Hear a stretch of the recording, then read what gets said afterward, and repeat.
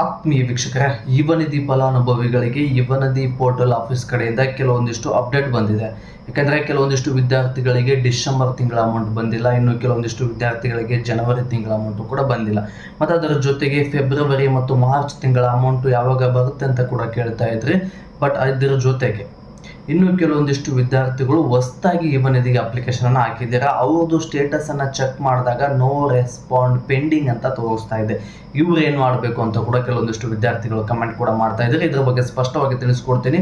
ಮೊದಲನೇದು ಸ್ನೇಹಿತರೆ, new applicant ಮತ್ತು ಓಲ್ಡ್ ಅಪ್ಲಿಕೆಂಟ್ ಏನಿದಿರಲ್ಲ ಯುವನಿಧಿ ಫಲಾನುಭವಿಗಳಿಗೆ, ಇವರು ಮೋಸ್ಟ್ ಇಂಪಾರ್ಟೆಂಟ್ ತಿಳ್ಕೊಳ್ಬೇಕಾಗಿರ್ತಕ್ಕಂಥ ವಿಷಯ.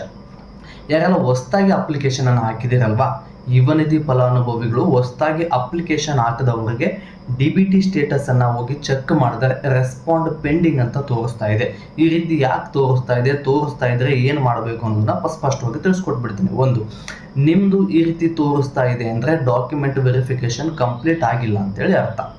ಓಕೆನಾ? ಡಾಕ್ಯುಮೆಂಟ್ ವೆರಿಫಿಕೇಶನ್ ಯಾಕೆ ಕಂಪ್ಲೀಟ್ ಆಗಿಲ್ಲ, ಯಾವ ರೀತಿ ಮಾಡಬೇಕು ಅನ್ನೋದನ್ನ ತಿಳಿಸ್ತೀನಿ.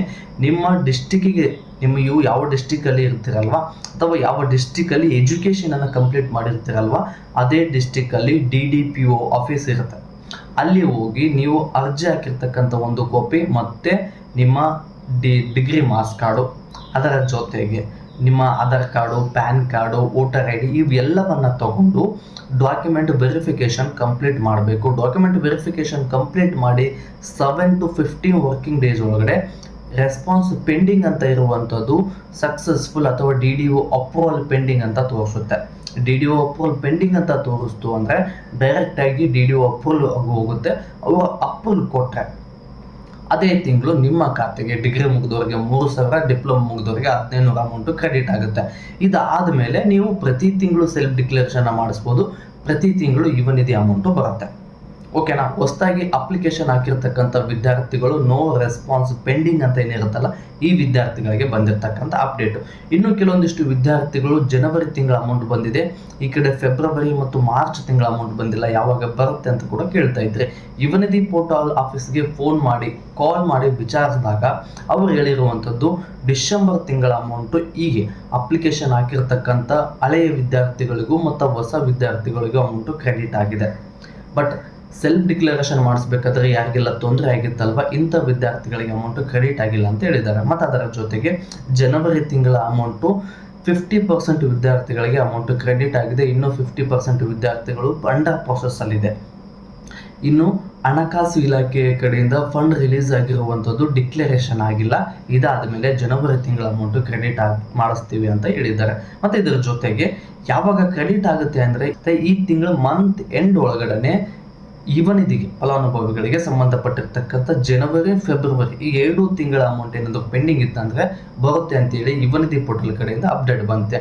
ಇದಿಷ್ಟು ಯುವನಿಧಿ ಪೋರ್ಟಲ್ ಕಡೆಯಿಂದ ಬಂದಿರತಕ್ಕಂಥ ಅಪ್ಡೇಟು ಸ್ನೇಹಿತರೆ. ಬಟ್ ಇನ್ನು ಕೆಲವೊಂದಿಷ್ಟು ವಿದ್ಯಾರ್ಥಿಗಳು ನಾನು ಕರೆಕ್ಟಾಗಿ ಸೆಲ್ಫ್ ಡಿಕ್ಲರೇಷನ್ ಮಾಡಿಸಿದ್ದೀನಿ, ಆದರೂ ಬಂದಿಲ್ಲ ಅನ್ನುವಂಥವ್ರಿಗೆ ಕೆಲವೊಂದಿಷ್ಟು ರೀಸನ್ಗಳನ್ನು ಕೊಟ್ಟಿದ್ದಾರೆ. ಅಮೌಂಟ್ ಪೆಂಡಿಂಗ್ ರೀಸನ್ಗಳು, ನಿಮ್ಮದು ಆಧಾರ್ ಸೀಡಿಂಗ್ ಆಗಿರೋದಿಲ್ಲ ಒಂದು, ಮತ್ತು Aadhaar seeding multiple bank account ಇರುತ್ತೆ ಅಂತ ಕೂಡ ರೀಸನನ್ನು ಕೊಟ್ಟಿದ್ದಾರೆ. ಮಲ್ಟಿಪಲ್ ಬ್ಯಾಂಕ್ ಅಕೌಂಟ್ ಅಂದರೆ ನಿಮ್ಮ ಆಧಾರ್ ಕಾರ್ಡ್ ಲಿಂಕ್ ಆಗಿರ್ತಕ್ಕಂಥ ಬ್ಯಾಂಕ್ ಅಕೌಂಟ್ಗೆ ಅಕೌಂಟ್ ಲಿಂಕ್ ಆಗಿರಬೇಕು. ಮಲ್ಟಿಪಲ್ ಬ್ಯಾಂಕ್ ಅಕೌಂಟ್ ಇರುತ್ತೆ. DBT ಸ್ಟೇಟಸ್ ಏನಿರುತ್ತಲ್ವ, DBT ಪುಷ್ಡ್ ಆಗಿರ್ತಕ್ಕಂಥ ವಿದ್ಯಾರ್ಥಿಗಳು DBT ಮೂಲಕ ನಿಮ್ಮ ಖಾತೆಗೆ ಅಮೌಂಟು ಕ್ರೆಡಿಟ್ ಆಗುತ್ತೆ.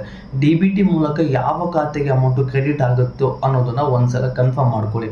ಯಾಕಂದರೆ ಮಲ್ಟಿಪಲ್ ಬ್ಯಾಂಕ್ ಅಕೌಂಟ್ ಇರ್ತಕ್ಕಂಥ ವಿದ್ಯಾರ್ಥಿಗಳು ನಿಮ್ದೇನಾದರೂ ಬೇರೆ ಬ್ಯಾಂಕ್ ಅಕೌಂಟ್ಗೆ, ಅಂದರೆ ಕೆಲವೊಂದಿಷ್ಟು ಅಕೌಂಟ್ಗಳು ಬ್ಲಾಕ್ ಆಗಿರುತ್ತೆ, ಅಂಥ ಅಕೌಂಟ್ಗೆ ಏನಾದರೂ ಕ್ರೆಡಿಟ್ ಆಗಿರುತ್ತೋ ಇಲ್ಲವೋ ಅನ್ನೋದನ್ನು ಕನ್ಫರ್ಮ್ ಮಾಡ್ಕೊಳ್ಳಿ. ಆ ರೀತಿ ಬ್ಲಾಕ್ ಆಗಿರ್ತಕ್ಕಂಥ ಅಕೌಂಟ್ಗೆ ಏನಾದರೂ ಅಮೌಂಟು ಕ್ರೆಡಿಟ್ ಆದರೆ ಗೌರ್ಮೆಂಟ್ಗೆ ರಿಟರ್ನ್ ಆಗುತ್ತೆ. ಓಕೆನಾ? ಈ ಕಾರಣದಿಂದ ಕೂಡ ನಿಮ್ಮ ಯುವನಿಧಿ ಹಣ ಪೆಂಡಿಂಗ್ ಇರೋ ಸಾಧ್ಯತೆ ಇದೆ ಅಂತೇಳಿ ಯುವನಿಧಿ ಕಡೆಯಿಂದ ರಿಜೆಕ್ಷನ್ ರೀಸನ್ಗಳನ್ನು ಕೊಟ್ಟಿದ್ದಾರೆ.